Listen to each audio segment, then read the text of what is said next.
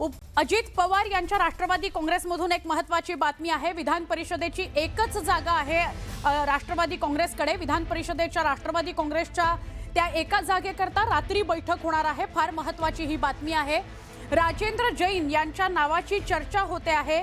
ही जी एक जागा आहे त्या एक जागेकरता खूप रसिकेच होती आणि राजेंद्र जैन यांच्या नावाची चर्चा असल्याची माहिती मिळते आहे। विधान परिषदेसाठी राष्ट्रवादी काँग्रेसची आज रात्री बैठक होणार आहे आणि या बैठकीमध्ये झिशान सिद्दीकी, राजेंद्र जैन यांच्या नावाची चर्चा होऊ शकते।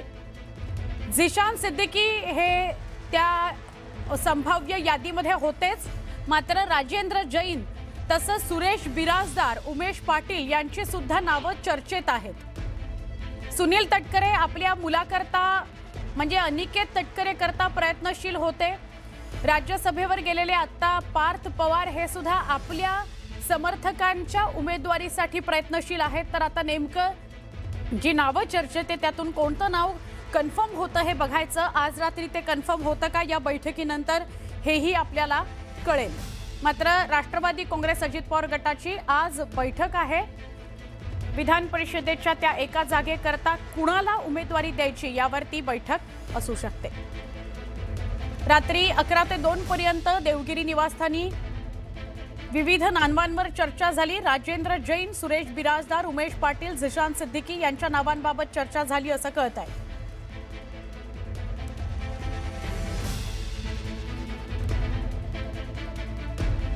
आमच्या प्रतिनिधी प्रणाली कापसे यांच्याशी बोलूया।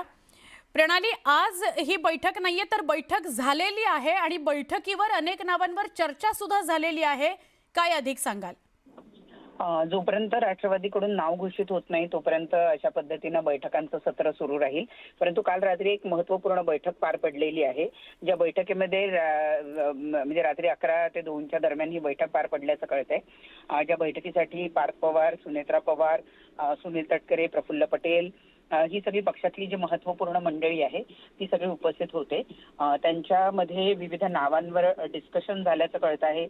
जी नावं न्यूज 18 मराठीने याच्यापूर्वी चालवलेली होती त्यातलीच बहुतेक नावं जी आहे त्या नावांवर ही चर्चा पार पडलेली आहे। राजेंद्र जैन जे उद्योग क्षेत्राशी संबंधित आहे, सुरेश बिराजदार, उमेश पाटील जे की मुख्य प्रवक्ते राहिलेले होते, झिशान सिद्दीकी यांच्या नावाचा सुद्धा चर्चा झाली। आणि सगळ्यात महत्त्वाची जी आता चर्चेमध्ये सगळ्यात वरच्या पातळीवर ज्यांचं नाव चालू आहे ते म्हणजे विक्रम काकडे। हे तर मुळात त्या बैठकीला सुद्धा उपस्थित होते असं कळतं आहे। विक्रम काकडे हे संजय काकडे यांचे चिरंजीव आहेत आणि माजी खासदार संजय काकडे राहिलेले आहेत।